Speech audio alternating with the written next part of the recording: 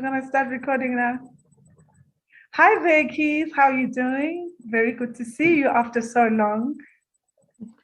Thank you so much. No, I'm doing very well indeed. Thank you. Lovely. And how's Mpumalanga treating you? How's the weather there? As usual, Mpumalanga is wonderful. The weather for us has been exceptionally cold, but you wouldn't necessarily think so. Yeah, but it's the coldest winter I can remember. Oh, really? All right. And the last time we spoke, by the way, you represent Possitude, right? Yeah. And how's it going with Possitude? You want to maybe tell Foundation. us? Sorry? I represent the Positivity Foundation, right? Which has a law of positivity. And from that, we have now included the word Possitude in place of positive attitude in the law of positivity, which states when you have and practice Possitude, and Possitude is a consistent, conscious decision to have a positive state of mind. When you practice that, you will be more excellent at whatever you do, and practice Possitude and you will be happy. That's so true. I agree. You know, I'm a firm believer of being positive. I'm a diehard optimist. And this is how I think God connected us. And some people would say the universe, but I believe it's God that connected us, because they say energy flows where your attention goes is where energy flows. So I think even with humans, how humans connect, you know, because we are spirit beings after all. So you find that people who are maybe spiritually inclined, or rather in the same way, they tend to attract, you know, each other. Correct. Very much so. It's the Holy Spirit within us that is the magnet that attracts. Attracts his kids, no matter what age, we're still his kids. Yeah. So by the way, you have a book that you wrote on Possitude, right? We've called it Possitude, correct? And at this particular stage, it's not in hard copy. All right. I haven't had the money to be able to print it, so it's only in PDF, like electronic form. All right. But so it's just a book. I mean, now these days people don't prefer reading and doing things online. You know, the world has gone digital, so that shouldn't be an impediment. You know, people can still access your book via various platforms digitally. Even our own platform, we would love to assist with getting it on there so that people can actually download a copy and read from there. And obviously, then you'd get compensated, you know, accordingly. You know, and that is a reason for this, partly for this discussion. And maybe do you want to highlight a bit on your book? Yeah, sure. The book just goes into a little bit of the background. In fact, it's probably got a little bit too much about me personally in it, being my first book. It's a mistake that I made, and I edited a lot of it out. But I've tried to keep it to the important, relevant things. Yes. And it's just the journey that's by no means over. We have not met the destination. Right. In fact, since we've had the book out, there's been a lot more development, and we're about to launch in a big way. The biggest problem with Possitude is just a different word for positive attitude. The problem with it, and you have the same problem with happiness. Everybody knows it's better to be positive than to be negative. Yes. So one's normal marketing approach is you've got to create awareness. Well, we've got awareness. Everybody wants to be happy. Everybody wants to have a positive attitude. Yes. And the irony is that most people think their attitude is great. And the minute you start talking to them about a positive attitude, or now the word positude as a different, at least their ears perk up a bit when it's positude. But the minute you start talking, it's don't talk to me, talk to my spouse, talk to my boss, talk to my employees, talk to my everybody else. I'm fine. My attitude's great. Don't worry about that. So that's the irony, is everybody's aware, but the awareness that we want them. And yes, everybody is positive at times, Right. but the world has just become, the pressures on us to be negative are just horrendous. And we actually, you and I are actually now in the health industry. Yes. Yes, right? mental health. That's what it is. Yes. Over 80, latest statistics, over 85% of people are needing counseling. Yes. And that's not necessarily, that counseling is not necessarily by a qualified psychiatrist. That's right. Because what is counseling? Most counseling is just an opportunity for you to talk. And we're not doing that. Husband and wife, parents, teachers, there's so little true communication. And that, at the end of the day, is what makes us different to all of the rest of God's creation. Living up here, going to the game reserve, all the insects, animals, the way they communicate is unbelievable. But it's only for basic needs. They cannot do what we're doing now. They cannot communicate conversationally. Well, and God gave us, as humans, this. We have more. As humans, He gave us this unique ability. And what have we done with it? We've frigged it up. We've used it. We've used it to pull down, to criticize, to be negative, to kill and destroy. Because remember, the Bible says life and death lie in the power of the tongue. So, if you're going to say negative things or think negative thoughts, towards the next person, you're killing that person, But it also depends on how the other person interprets the negativity. So for me, I always say, I've got another friend called Craig Metrovich, and I was telling Craig that he's also into, he's got a platform where he's also propagating, positivity, but with a different name. I say to him, you know what, Craig, the power is in how you respond or react to a negative situation, be it an accident, be it a crisis, be it just bad vibes or negative people around you. You've got a choice to, it's either you disconnect from those people, or because that's the best way is if you're going to be surrounded by negative people, it's advisable to stay away from such people. Correct. Or less of them. That's the one, probably the only common denominator amongst all motivational speakers, and the whole huge mentoring industry and coaching industry that's grown up over the last few years is all really just trying to help people be more positive. Yes, that's so true. And one of the main problems that we've identified is that there's not follow-up.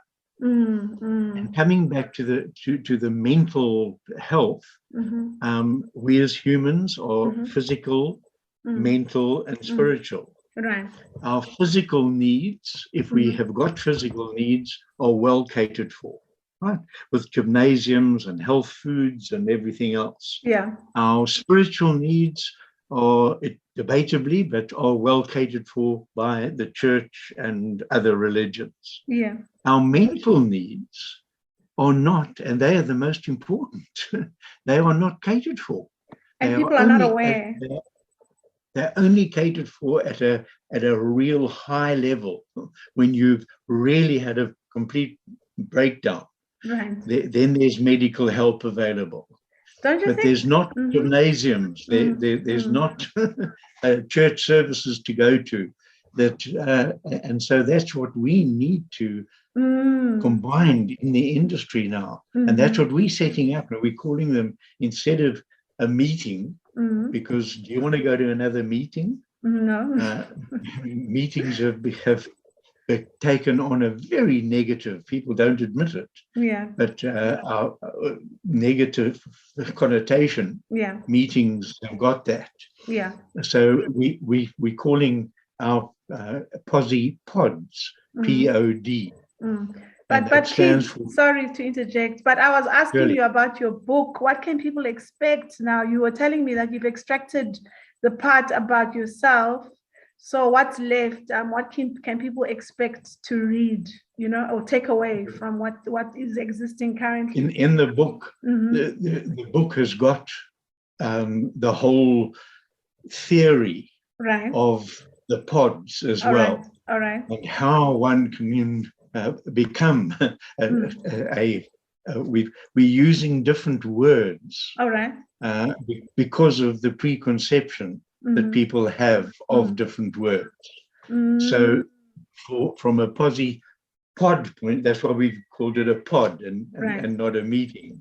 And all right, so an example maybe of a word that you've changed to suit the movement, or everything that you're working towards. Right. So we want to set up pods, and members of a pod will be called podder, a podder. P-O-D-D-E-R. I see. So is that in the book? Do you mention? Sorry, do you mention in the book? Oh, all right. Very much, and the structure of where podders are, because all marketing, as you know, is to get to the end user. Right. So podder is the end user. Yes. So what are the levels of distribution, as you were, and they're always in a pyramid. When often pyramid marketing, everybody throws their toys out when they hear a pyramid. All marketing is in a pyramid form. Right. That you have a manufacturer at the top and an end user there, and how whoever goes through there. And so we've used different words. Instead of having a regional director, we've got a posse protagonist. Okay. And a protagonist, if you look it up it's a word that's not used very much, but it's a champion, somebody that's really sold out on it. So a protagonist buys from the foundation, Positivity Foundation, an agency, for want of a better word, that allows him then to set up first podders, but he then, to get to as many podders as possible, he requires salespeople.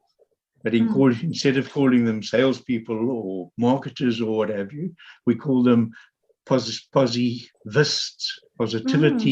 activists. And their job is to activate pods. And the definition of a pod is it's a regular gathering of from 4 to a maximum of 10 people. Right. And that's online, a virtual.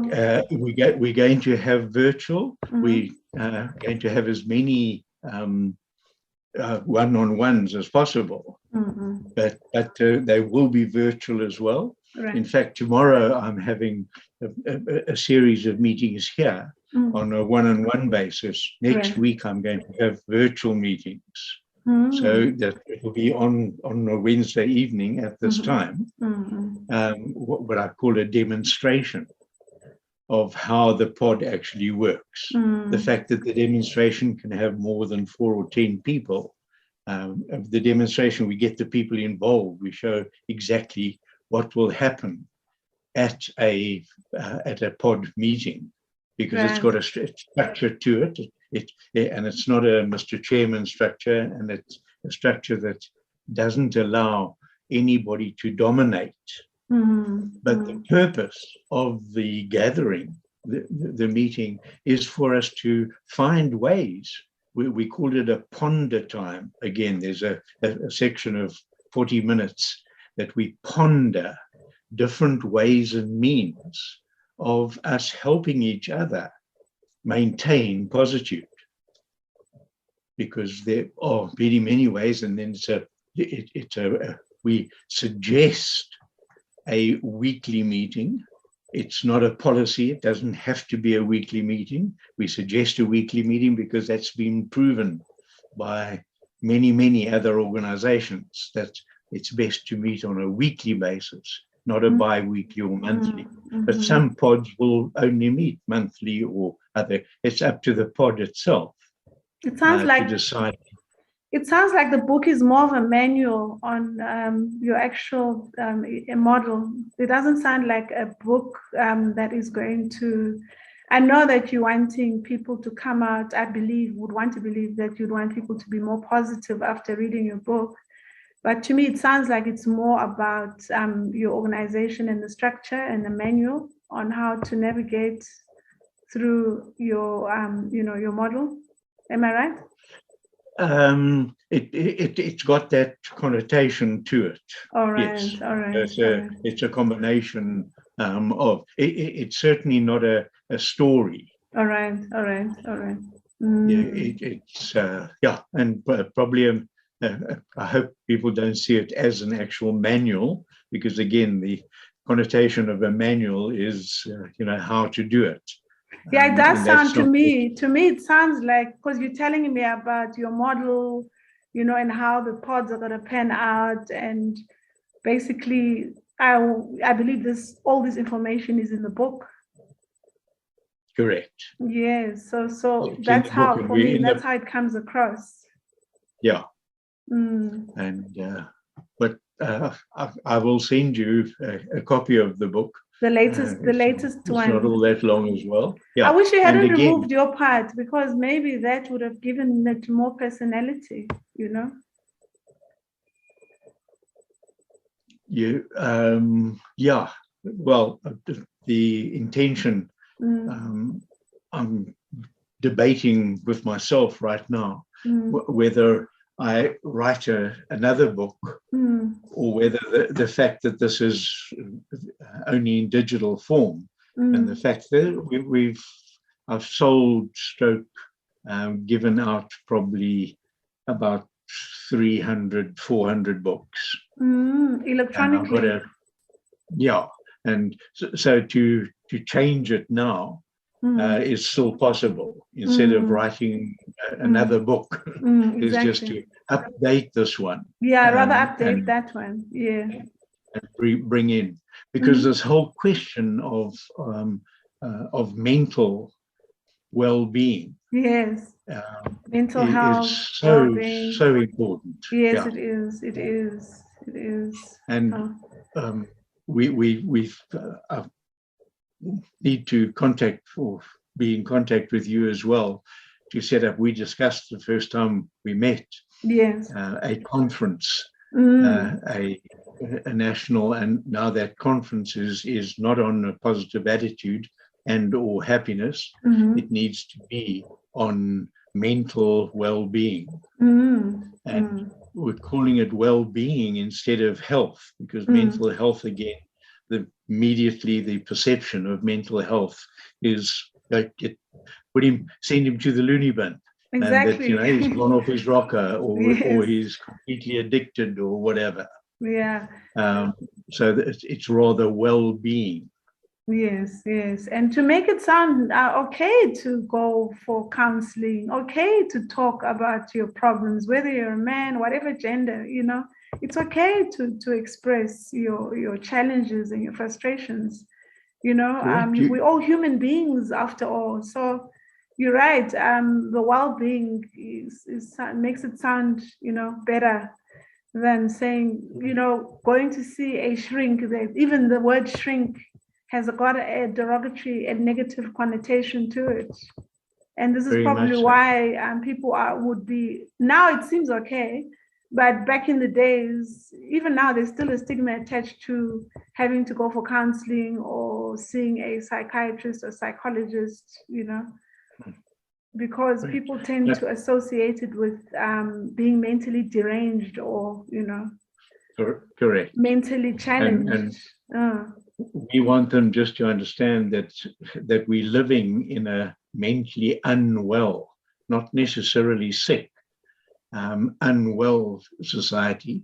Yes. And again, as you say, yes, we need to talk these things out, but a lot of the time, that talking is negative.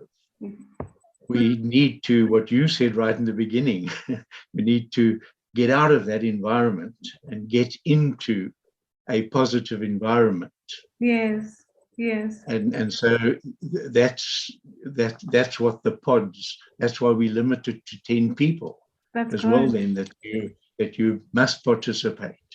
Yes. So would you be maybe doing, before you get people to participate, maybe do an analysis survey just to check the headspace of an individual so they don't poison the rest of the group? Yeah. No, I think we've done enough. We know enough about people and what they need and what they want how to manage. And how they have allowed themselves, all of us. When one talks like this, you possibly giving out the attitude that, or the impression that I've got no problems and I'm just positive all the time. Nonsense. No, nonsense. The distractions of the world and the things are there. But we've learned to deal with that negativity. Yes. The minute it comes in, we know it's poison. Yes. And we know it multiplies. It goes exponentially. Yes. So one's got to nip it in the bud as soon as possible. And that again is where our thumbs up comes in, because if you approach somebody or challenge somebody to stop being negative, it's highly confrontational. Yes. And it ends up in a huge argument. So to just give somebody the thumbs up, and we would love to change sharp to posy. When you give this thumbs up instead of sharp, you say, hey, posy. Why would you want to change? Why would you want to change? Because sharp means the same thing, and it's uniquely South African, and that's what makes it special. Correct. And everybody, I think, can relate to sharp, especially, South Africa is predominantly African, Black African, and correct. Not to say that we're excluding the other races, but what I'm trying to say is that it's universal. Sharp is universal, Sure, in South Africa. It's universal in South Africa. Yes, right? Yes. The thumbs up is universal, globally, internationally universal. All right. And, I see what you mean. Just to put posy with it, Sharp's done a wonderful job, but it's not being used as a motivator. It's being used as a greeting and a what have you. Or a parting shot or something like that. Yeah. So we're not necessarily saying let's change it, but with the thumbs up, add more to it. Posy just gives us that boost that we require. I see what you mean. Deflates. I know we've got some companies where we've got Posy being put into practice, and the companies are using this in board and in meetings. When the guy starts to be negative, and you don't say, "Hey, Joe, stop being negative." You just say that, and you say, "Oh, okay, sorry, going down the negative route." Our 55th wedding anniversary. Wow! My wife and I. So. My wife makes me happy. Congrats. And has made me happy for 55 years. Wow. And there are many things that make me happy. And over the years, I've tried to find a definition of happiness. And there are so many about. But the one that I have found to be best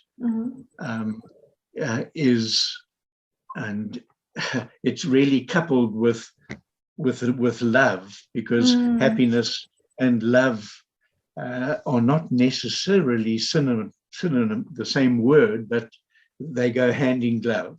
You cannot. And again, that's positivity as well. Our law of positivity says, be positive and you will be happy. Right. Be positive and you will be happy. Yes. You cannot be unhappy and positive. No, you can't. You cannot be happy and not be positive. That's right. So that happiness is the definition that I was wanting to get to, is wanting what you've got. Which is inside you. That doesn't stop you wanting more than you've got, but being satisfied with what you've got is what happiness is about. Right. And it's a decision. It's that choice that we are talking about. That to me is the second thing of being created as humans in God's image. The first we spoke about earlier is communication. We have this ability to communicate that we should use to lift up and help and be. And secondly, we have choice. No other form of creation has got choice. Yes, the dog can choose to get out of the sun and go lie under the tree, but no other form has got choice. And happiness is a choice. It's a choice at all times to allow those positive things to make us happy, and to, as you said, just get rid of and just not get involved with the negative things because they make you unhappy. And negativity makes you unhappy. It's very, very difficult to be happy and negative. And it's impossible to be happy and not positive. That's Right. So in closing, thank you so much for inviting me onto this. And what we said the first time we met, and we've had COVID as a major interruption into our relationship. But there is so much synergy between what we're trying to do. And from a Possitude point of view, then I'd love you to, I'll send you an invitation to the demonstration that we're going to have. Right. And we know it's going to go international. Somebody said to me the other day, in a prophetic sense and way, that this Possitude movement can become as big or bigger than the Scouting / Rotary movement. Definitely. And so we're wanting it to go national, but it's got to go local before. So we need to, and what you mentioned earlier, the real world that we live in is a predominantly black world. So Possitude need to be predominantly black. And unfortunately, many black people have taken on the white unhappiness and negativity that they didn't have. I wouldn't say taken on though, Keith. I would say that media has a heavy influence on people. It's I would say the media, from your newspaper to your social media, social media, people are so negative and can be so nasty,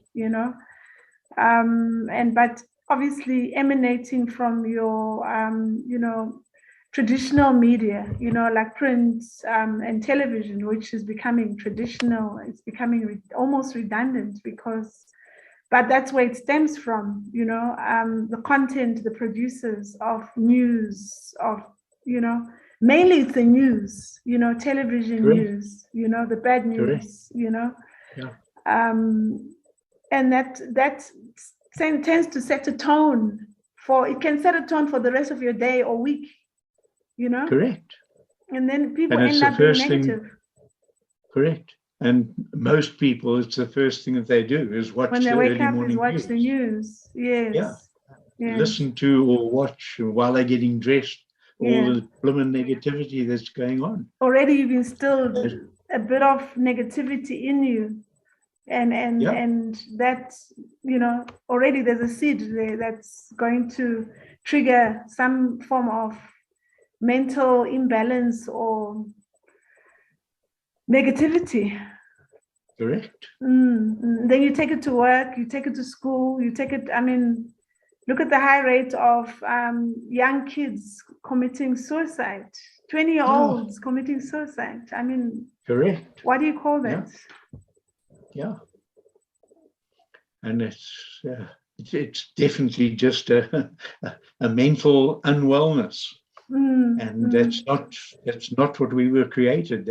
That's the beauty of what we're talking about, is we're not trying to change humankind and make them do something foreign. We were not created to, we've allowed human beings, humankind, to become way more negative and unhappy than what we were created to be. Yes. And so that's all we've got to do is get people back to what is in. And when you look at the research that's been done, when you listen to, I'm sure you have listened to quite a few podcasts of people like, what is her name go from, Carolyn Leaf. I have, yeah.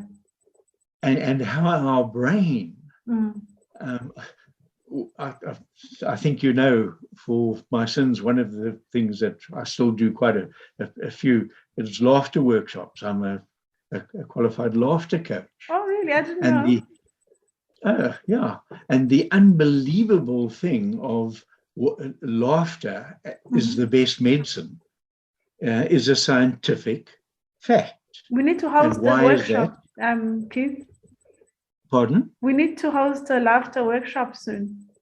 With the greatest of pleasure. Yes. Anytime. I've actually done some virtual ones now as well. Oh, nice. It's far more difficult. It's far more difficult, but with the right attitude. Right. And laughter is the best medicine because laughter is that component of life that generates more endorphins than anything else. Yes. And it's endorphins that make us, so when you laugh, you're creating, but not most of our laughter today is sniggering. Our laughter is at jokes, and most of those jokes are either very, very rude or at somebody else. We in a laughter workshop, and what we need to do is learn to laugh like kids and really truly laugh and laugh and laugh.